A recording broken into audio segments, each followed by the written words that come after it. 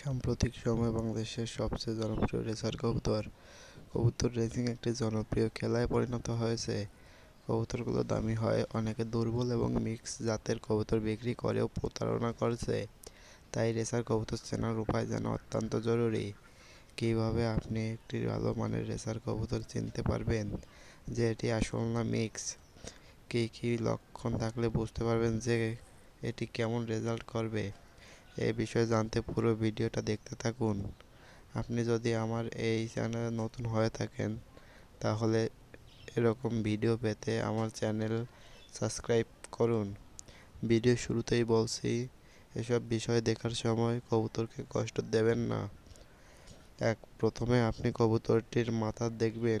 যদি মাথা বড় হয় তাহলে এটি ফ্যাটি কবুতর, তার মানে এটি অরিজিনাল রেসার নয়। 2. আপনি ধরে দেখবেন, যদি কবুতরটির ঠোঁট চ্যাপ্টা থাকে তাহলে এটা অরিজিনাল রেসার কবুতর, আর যদি না থাকে তাহলে রেসার নয়। 3. অরিজিনাল রেসার কবুতরের বডি বড় হবে ও মাথা ছোট হবে। তারপর খেয়াল রাখতে হবে যেন কবুতরটি স্ট্রং থাকে। 4. কবুতরটি যখন দাঁড়াবে তখন বোঝা যাবে এটি অরিজিনাল রেসার কবুতর।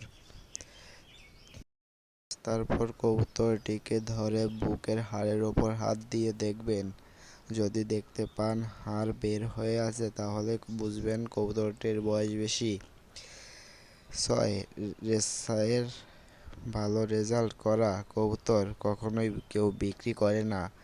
তাছাড়া এই ধরনের কবুতরের বাচ্চা কেনার জন্য মানুষ ডিম ফোটার আগে থেকে দাঁড়িয়ে থাকে, আর কবুতরটি কেমন হবে সেটা তার ব্রেনের ওপর নির্ভর করে।